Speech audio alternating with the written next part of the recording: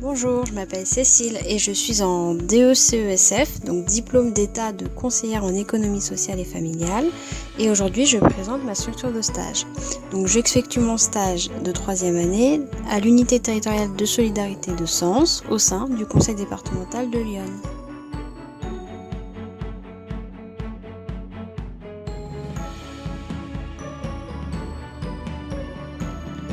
La décentralisation correspond à un transfert de compétences de l'État vers les collectivités territoriales. Ainsi, les départements se sont vus attribuer de nouvelles compétences, telles que l'action sociale, l'éducation, l'aménagement et la culture. L'action sociale est la mission principale du conseil départemental, puisque le conseil départemental de Lyon consacrait en 2019 plus de 60% de son budget. C'est pourquoi on le qualifie de chef de file de l'action sociale.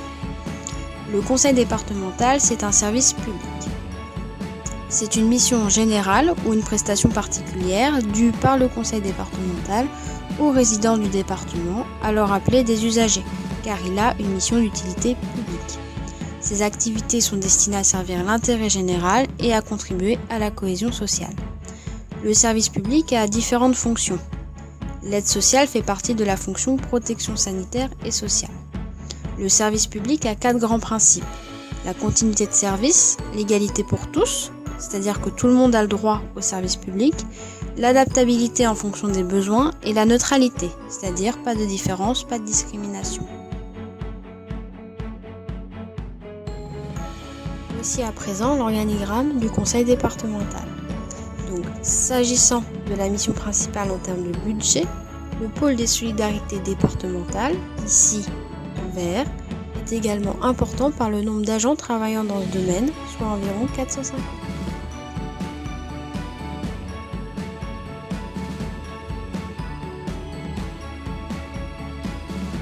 Sur la carte, nous pouvons voir que le pôle des solidarités est réparti en 6 unités territoriales de solidarité sur l'ensemble du département de Lyon.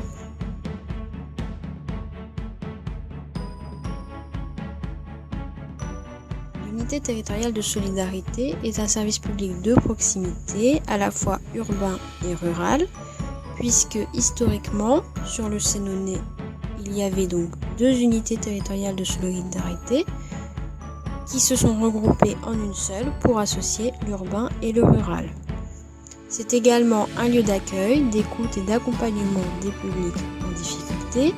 Elle permet la prise en charge globale de la situation des personnes reçues et un accompagnement personnalisé des publics qui rencontrent des difficultés sociales, budgétaires, éducatives ou des problèmes d'insertion socio-professionnelle.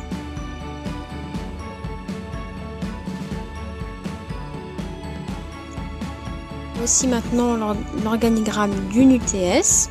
Donc, on peut constater qu'il y a une diversité de professionnels avec leurs propres missions au sein d'une même UTS. On peut rencontrer ainsi des médecins, des infirmières, des puéricultrices, des éducateurs, des assistants de service social et des CESF. Cela permet la complémentarité des interventions. Les missions d'une unité territoriale de solidarité, il y en a 6. Donc on compte la protection de l'enfance et l'aide sociale à l'enfance, la protection et la promotion de la santé du jeune enfant au sein de sa famille et de ses lieux de vie, en lien avec la PMI, donc la protection maternelle et infantile, des actions de prévention et de soutien à la parentalité, mais aussi prévenir l'exclusion et favoriser l'insertion avec le revenu de solidarité active, le RSA, agir pour l'autonomie des personnes âgées en facilitant leur maintien à domicile et contribuer à la qualité de vie au sein des établissements. Et enfin, agir pour l'autonomie des personnes en situation de handicap, donc en lien avec la Maison départementale des personnes handicapées, donc la MDPH.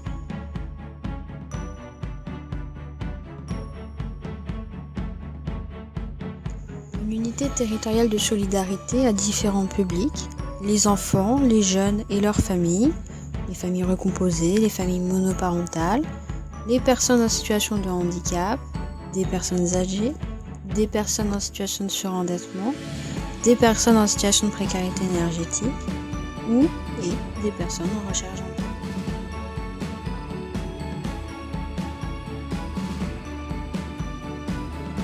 l'unité territoriale de solidarité a de multiples partenaires, comme des associations caritatives, comme les Restos du Cœur ou le Secours populaire. On compte aussi des associations d'accompagnement des personnes en situation de handicap ou des associations d'aide à l'insertion professionnelle. On compte aussi des fournisseurs d'énergie, des bailleurs sociaux. On a aussi des partenaires propres à la mission de l'enfance, comme la maison d'enfants à caractère social ou la protection judiciaire de la jeunesse. Pour faire le lien avec l'insertion professionnelle, on a aussi Pôle emploi ou les missions locales qui sont là pour les jeunes en particulier, ou Cap emploi pour les personnes en situation de handicap. Bref, une multitude de partenaires pour allier les compétences de différents professionnels pour répondre au mieux aux besoins et aux demandes des usagers et pour répondre à leurs problématiques. Le ou la CESF au sein du conseil départemental. Au niveau du rattachement institutionnel, nous sommes tout d'abord sous l'autorité du président du conseil départemental et par délégation sous l'autorité du directeur général adjoint du pôle des solidarités départementales.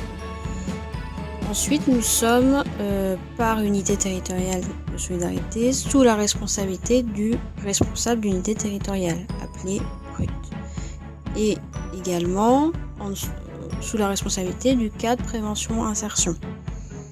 Ensuite, la répartition des CESF se fait par domaine d'intervention entre pôle accueil, pôle insertion, accompagnement éducatif budgétaire appelé aussi AEB, ou mesures d'accompagnement social personnalisé appelé également MISP.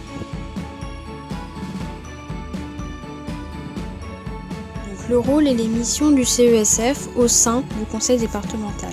Donc, les CESF aident les personnes en difficulté à préserver ou à retrouver leur autonomie et à réussir leur insertion.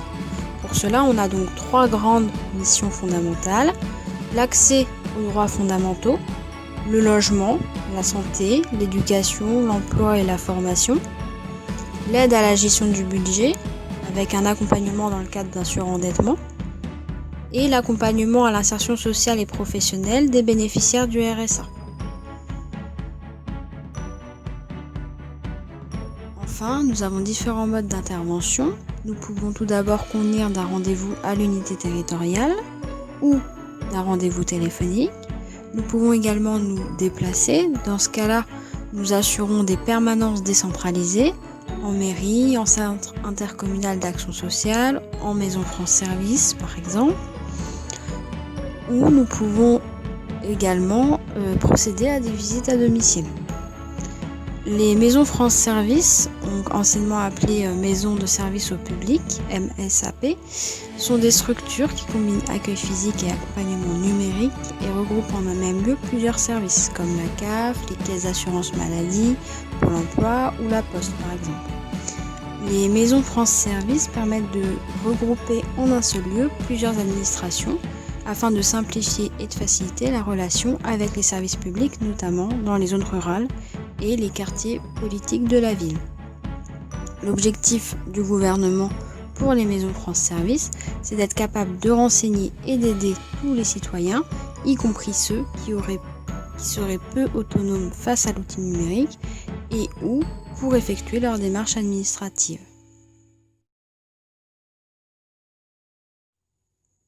Pour conclure, le conseil départemental, par sa mission d'action sociale, accompagne les usagers à différents moments de leur vie en proposant un service public de proximité par l'intervention de professionnels sociaux et médico-sociaux.